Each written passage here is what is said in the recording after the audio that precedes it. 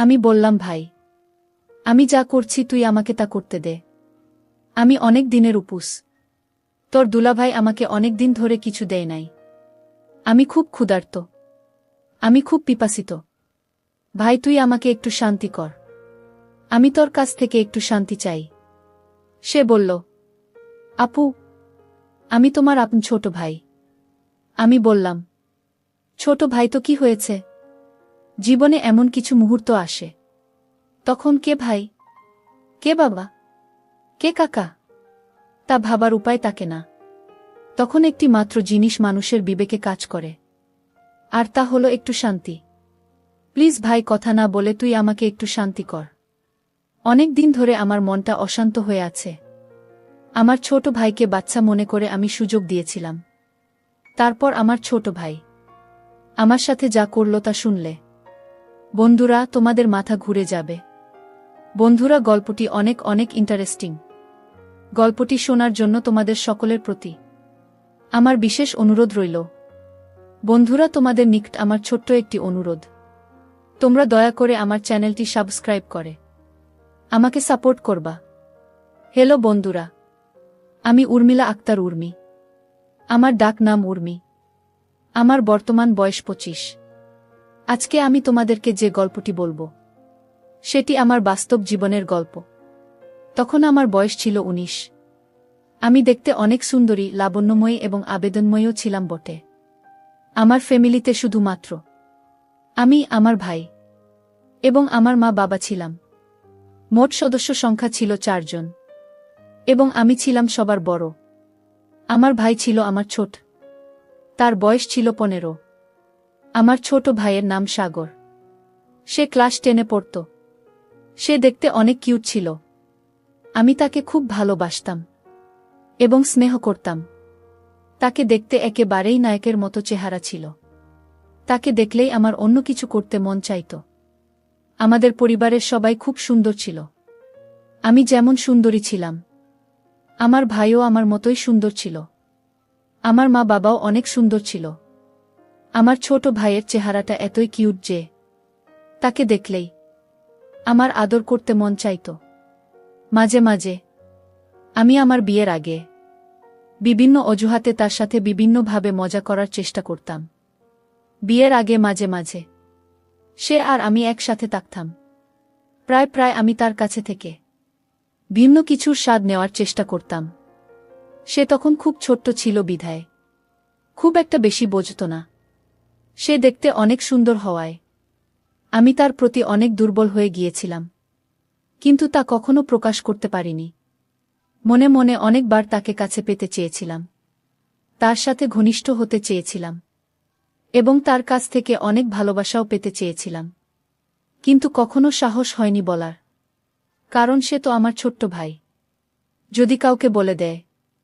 যাই হোক বন্ধুরা, এভাবে কাটছিল আমার দিন। আমার যখন বয়স 19, তখন আমার বিয়ে হয়ে যায় আমার এলাকা থেকে অন্য একটা গ্রামে।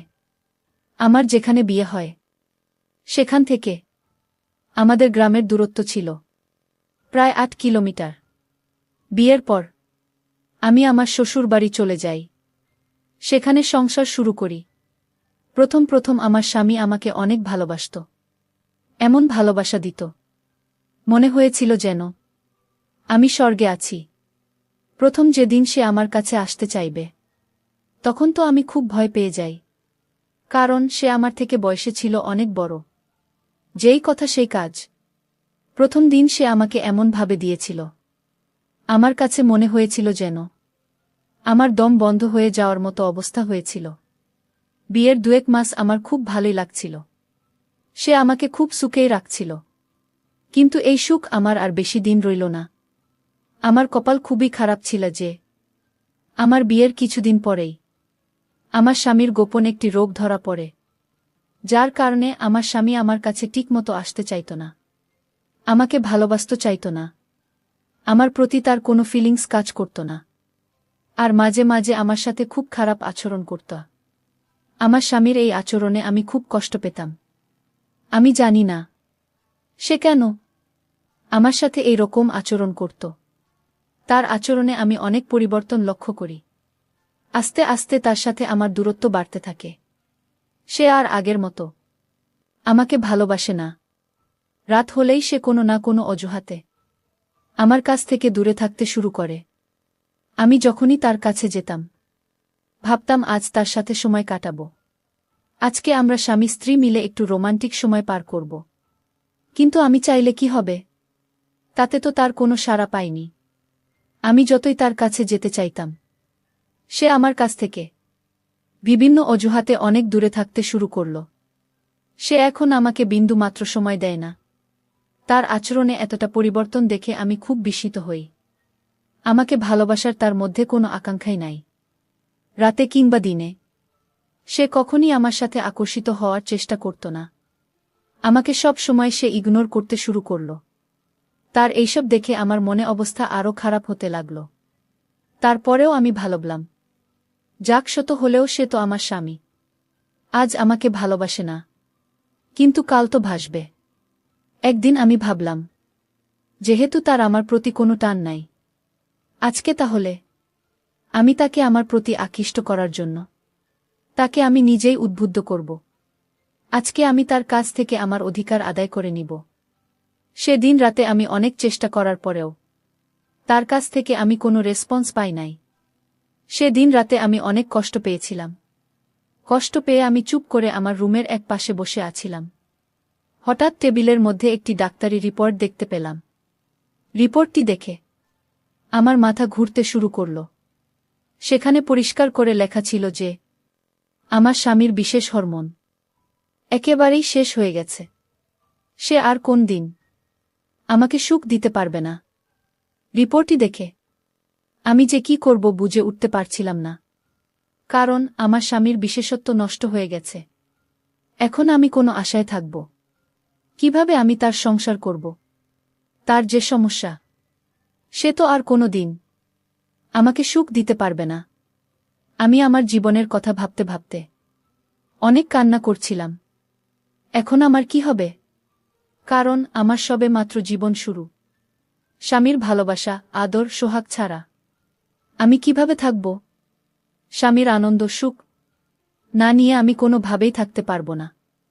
এই ভেবে আমি অনেক কান্না করতে থাকি, কিন্তু কাউকে কিছু বলতে পারি না।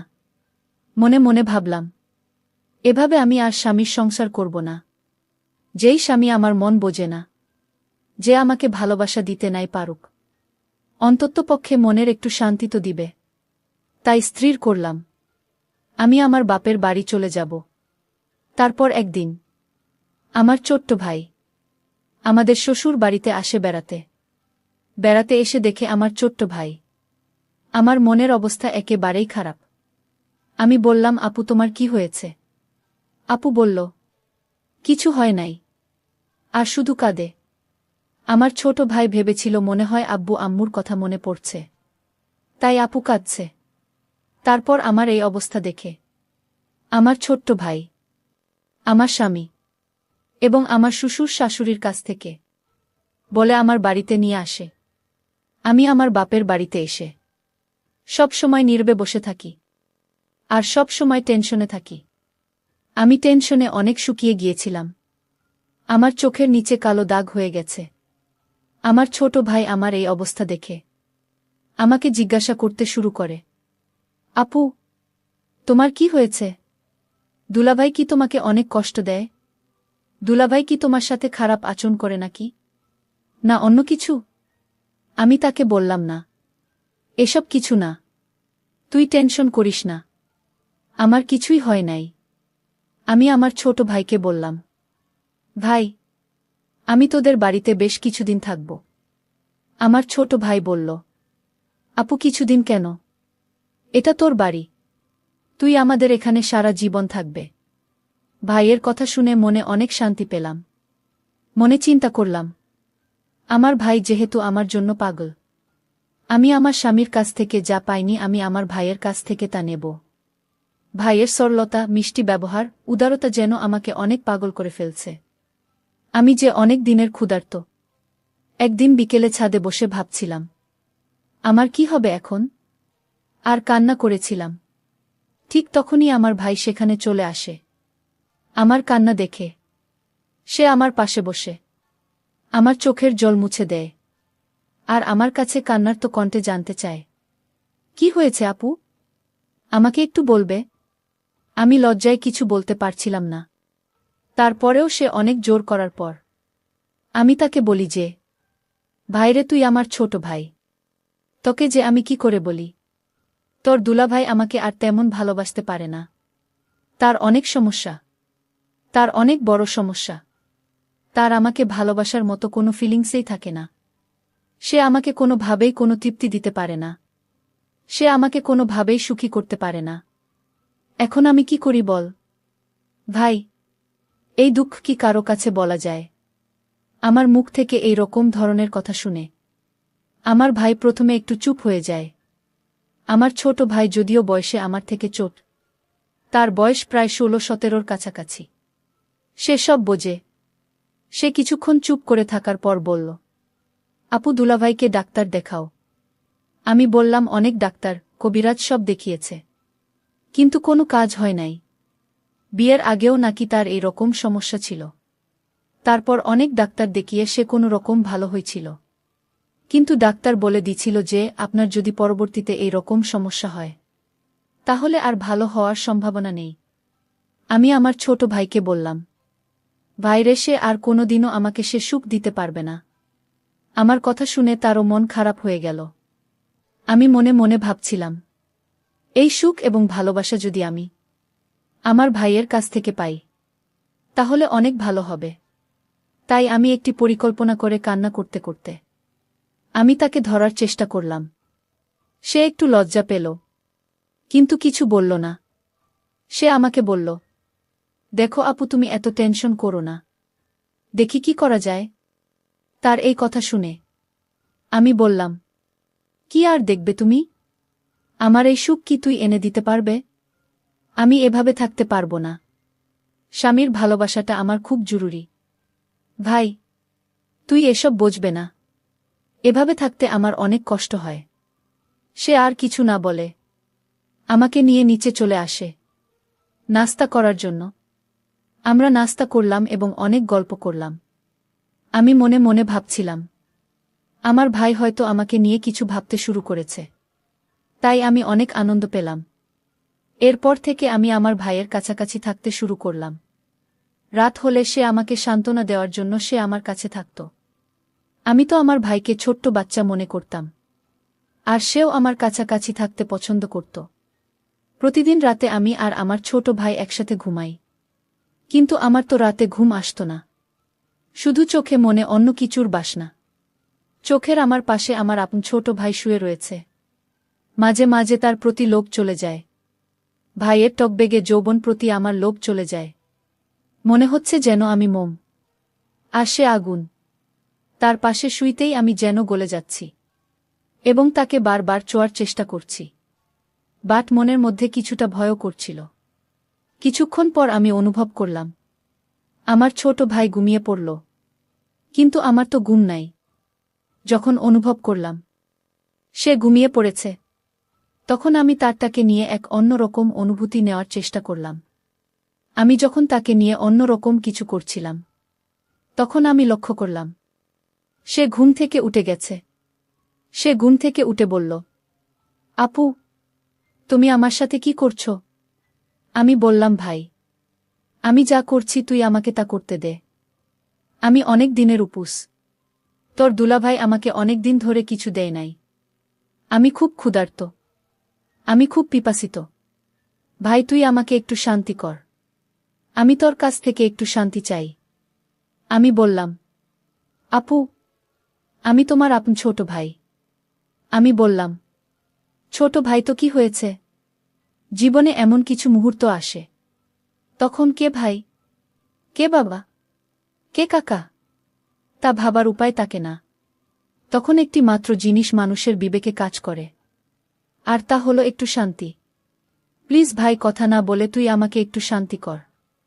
আমার ছোট্ট ভাইকে আমি বাচ্চা মনে করে তার সাথে আমি একটু রোমান্টিক করতে গিয়েছিলাম। সে যখন প্রথম আমার ওখানে আক্রমণ করেছিল তখন আমার কাছে মনে হয়েছিল আমার দম বন্ধ হয়ে যাচ্ছিল। আমার মনে হয়েছিল একটি প্রলয়ঙ্কারী ঘূর্ণিঝড় বয়ে গিয়েছিল। আমার সব কিছু ধুমড়ে মুচড়ে ফেলেছিল। সেদিন সে আমাকে অনেক সুখ দিয়েছিল বন্ধুরা।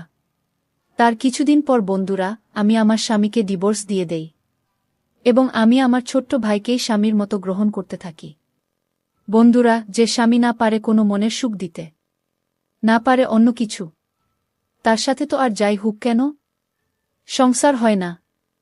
সবকিছু বাদ দিয়ে বন্ধুরা, এখন আমি আমার ছোট ভাইকেই সবার অন্তরালে স্বামী রূপে গ্রহণ করে নিলাম। আমি জানি না আমার এই জীবন কতদিন চলবে।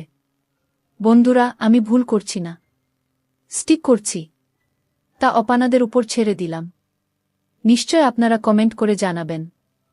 বন্ধুরা, আজকে এই পর্যন্তই।